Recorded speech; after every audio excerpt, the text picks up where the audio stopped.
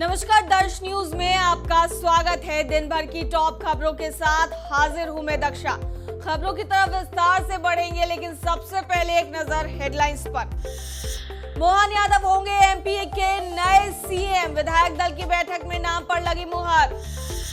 अनुच्छेद 370 हटाने पर सुप्रीम कोर्ट की मुहर, चीफ जस्टिस बोले अब इस पर चर्चा करना मुनासिब नहीं। बिहार में अपराध और अपराधियों पर नकेल कसने के लिए पुलिस ने जारी किया टोल फ्री नंबर, सही जानकारी देने पर मिलेगा इनाम।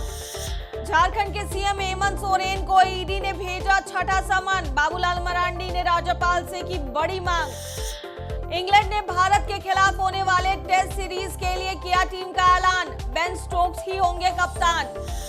अब खबरें विस्तार से। मोहन यादव को मध्य प्रदेश का नया मुख्यमंत्री चुना गया है। जगदीश देवड़ा और राजेंद्र शुक्ला उप मुख्यमंत्री होंगे। नरेंद्र सिंह तोमर को विधानसभा स्पीकर बनाया जाएगा। पर्यवेक्षक बनाकर भेजे गए हरियाणा के मुख्यमंत्री मनोहर लाल खट्टर ओबीसी मोर्चा के प्रमुख के लक्ष्मण और संजीव आशा लाकड़ा की मौजूदगी विधायक दल की बैठक में सर्वसम्मति से यह फैसला हुआ।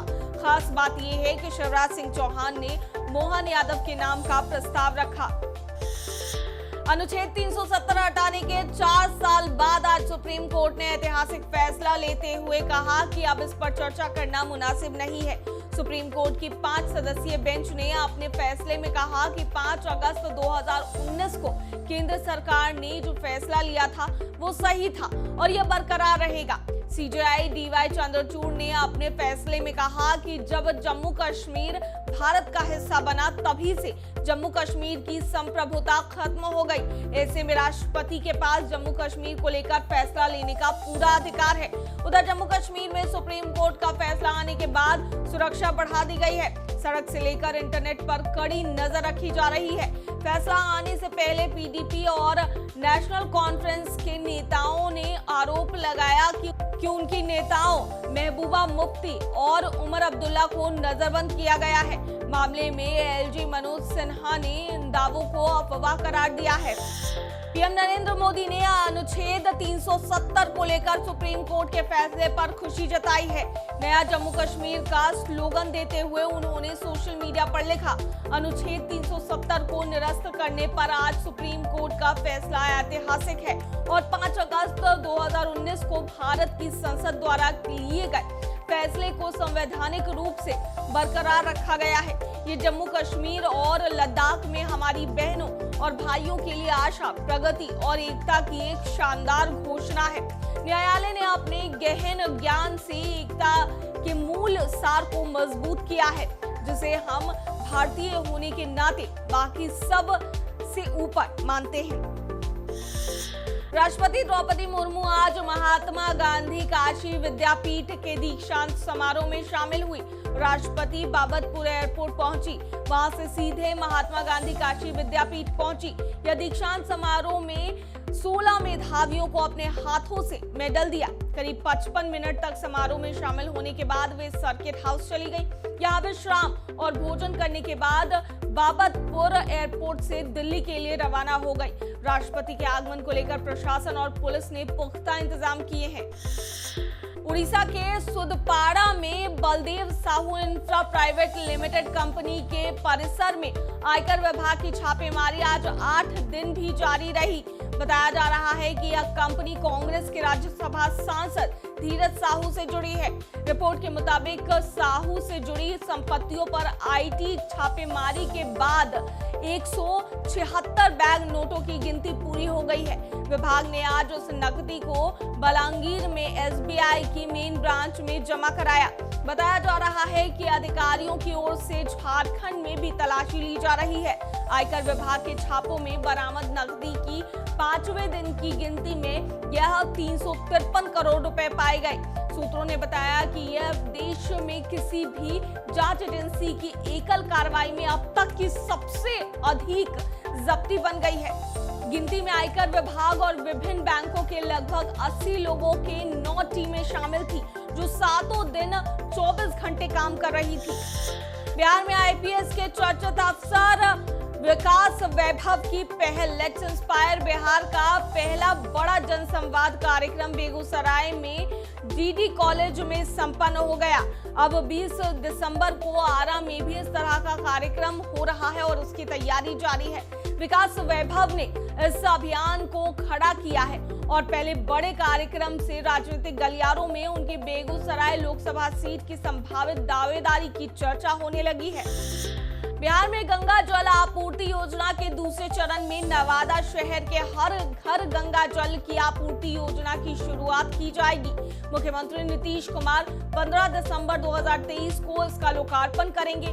जल संसाधन मंत्री संजय कुमार झा ने यह जानकारी दी है। उन्होंने सोमवार को पौरा में इस योजना के कार्यों का स्थल निरीक्षण किया और लोकार्पण की तैयारियों की समीक्षा की। बिहार में अपराध और अपराधियों पर नकेल कसने के लिए पुलिस ने अपराधियों की जानकारी देने के लिए टोल फ्री नंबर 14432 जारी किया है। इस नंबर पर सूचना देने वाले का नाम गुप्त रखा जाएगा। बिहार ही नहीं देश भर से इस टोल फ्री नंबर पर शिकायत दर्ज की जाएगी। बिहार पुलिस मुख्यालय में आज अपर मुख्य महानिदेशक मुख्यालय JS गंगवार ने इसकी जानकारी दी।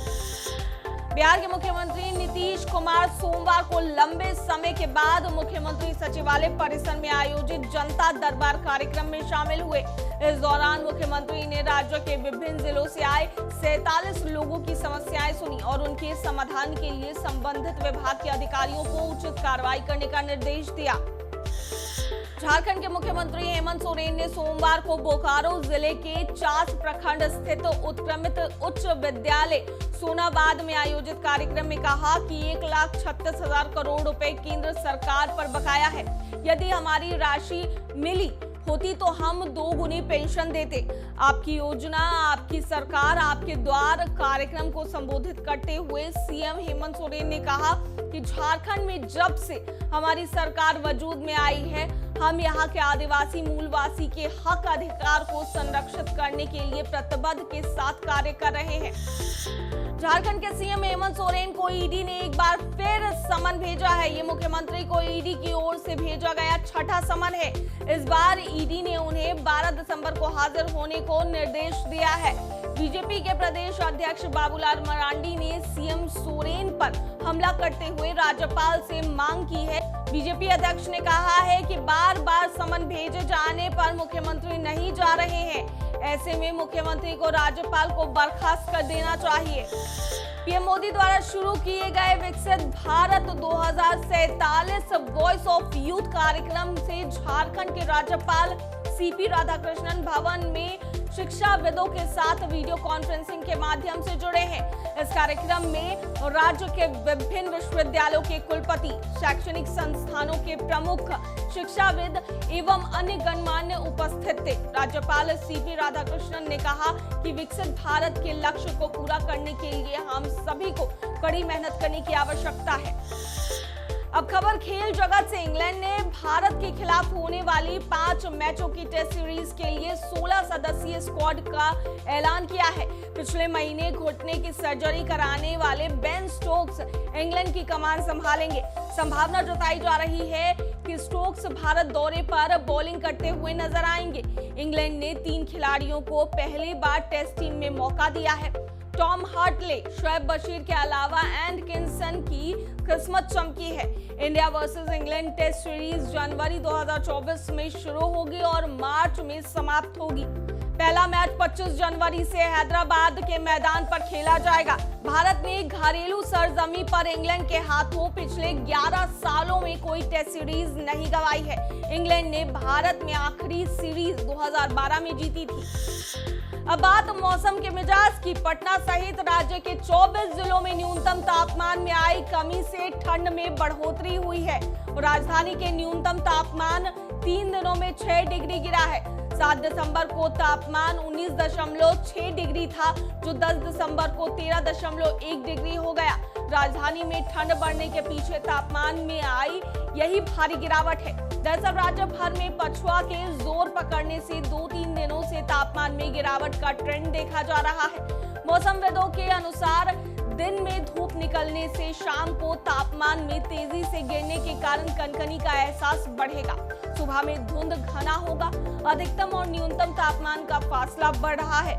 ऐसे में सुबह शाम ठंड की अनुभूति अधिक होगी। दोपहर में मौसम साफ रहेगा। रविवार को पटना में न्यूनतम पारा 13.1 डिग्री, गया 10 डिग्री, भागलपुर 14.5 डिग्री व मुजफ्फरपुर 13.7 डिग्री रहा। तो ये थी दिन भर की प्रमुख खबरें। बने रहिए इसी तरह से दर्श न्यूज पर।